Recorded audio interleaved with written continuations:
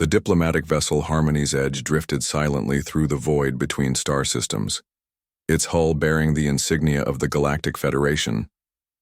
Captain Maria Rodriguez stood at the observation deck, watching the swirling nebula outside, while her crew prepared for the most important first contact mission in human history.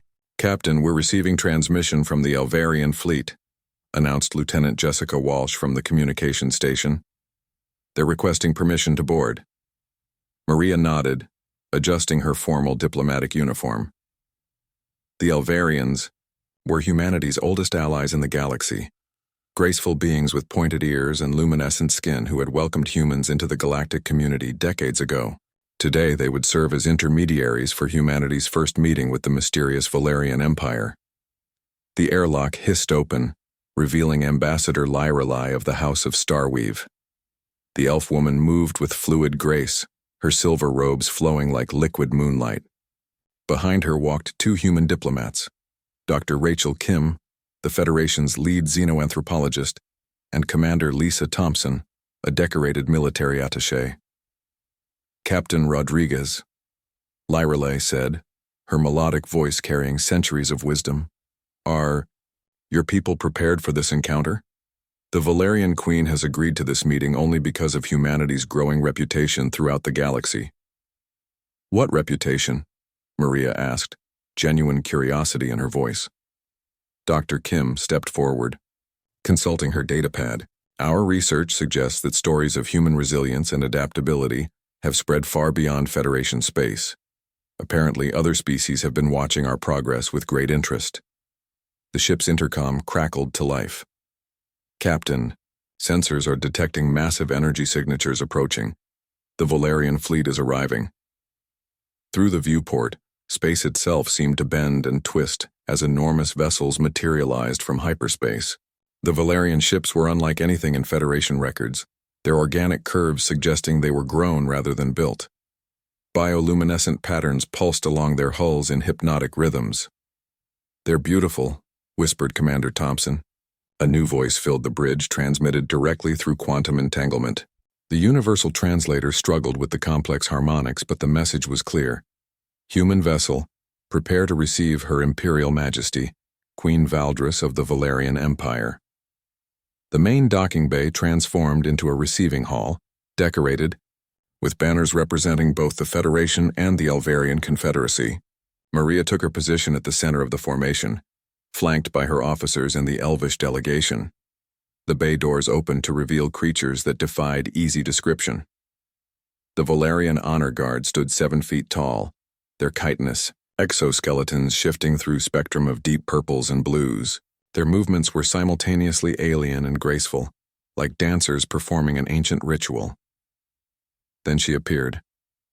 Queen Valdris stepped into the bay, and every human present understood why she ruled one of the galaxy's greatest empires. Her form was humanoid but clearly alien, with skin that seemed to contain entire galaxies within its dark surface.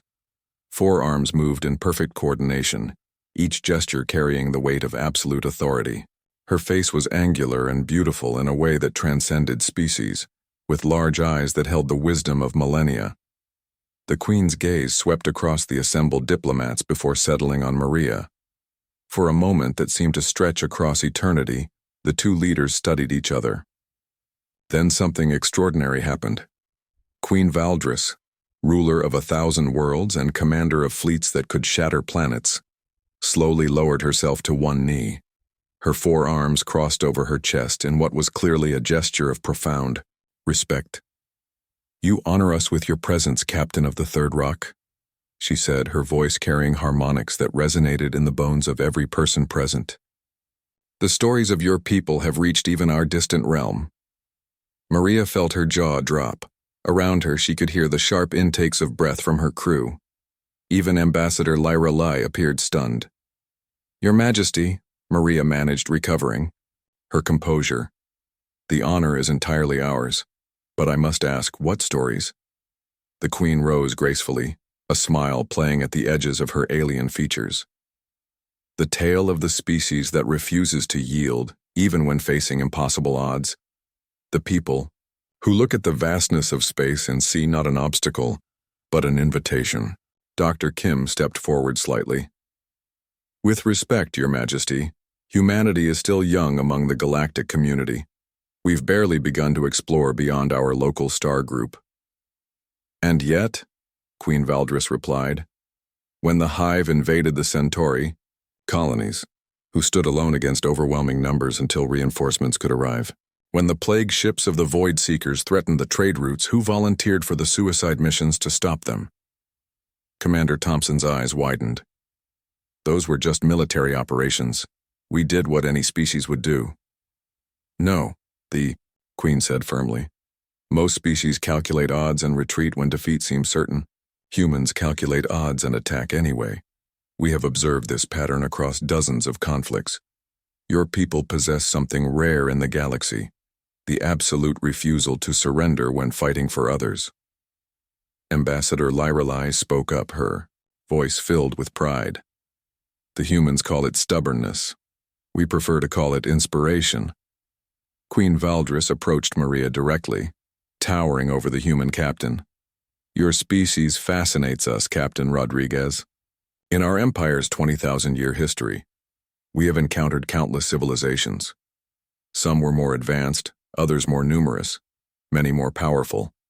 But none have shown such consistency in choosing the harder path simply because it was right. We just do what needs to be done, Maria said quietly.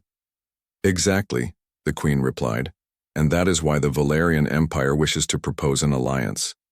Not because you are strong, though you are.